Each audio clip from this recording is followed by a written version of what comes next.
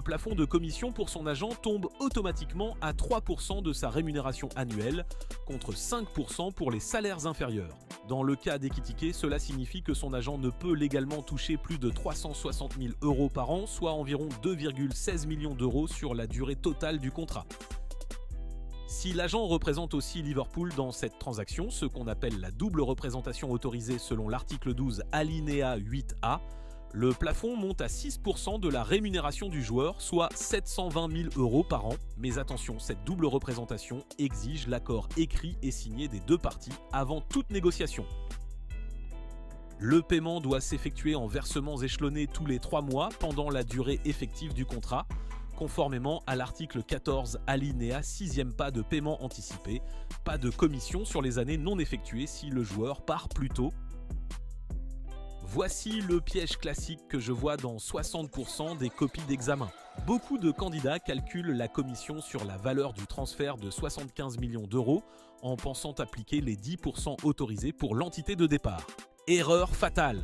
Dans le cas d'Ekitike, Liverpool est l'entité d'arrivée, pas de départ. L'agent du joueur ne peut jamais toucher de commission basée sur l'indemnité de transfert versée par Liverpool au club vendeur. La commission se calcule uniquement sur la rémunération du joueur, point final. Confondre ces deux bases de calcul, c'est l'élimination directe à l'examen. Retenez bien cette règle fondamentale.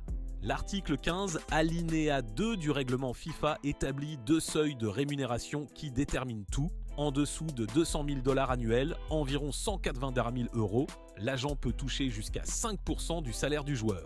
Au-dessus, c'est 3% maximum. Ce plafond protège les joueurs à très haut salaire contre des commissions excessives. Mais voici le détail crucial que beaucoup oublient. Selon l'alinéa 2B, pour déterminer le plafonnement, seule la rémunération de base compte. Aucun paiement conditionnel comme les primes de performance ou de loyauté n'entre dans le calcul.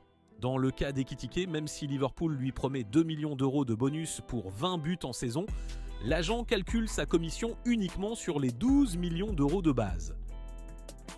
Ce type de situation complexe entre seuil de plafonnement, double représentation et calcul de rémunération, c'est exactement ce que tu dois maîtriser parfaitement si tu veux réussir l'examen FIFA et devenir agent de joueur. Un seul détail mal compris peut faire la différence entre la réussite et l'échec. Si tu veux approfondir ta compréhension avec des cas réels comme celui-ci, rejoins-nous sur 442classique.com et prépare-toi en essayant gratuitement avec les vrais mécanismes du métier. Les données utilisées dans cette vidéo sont publiques et servent uniquement à illustrer les règles FIFA à des fins pédagogiques. Elles ne constituent en aucun cas une représentation officielle de la situation du joueur.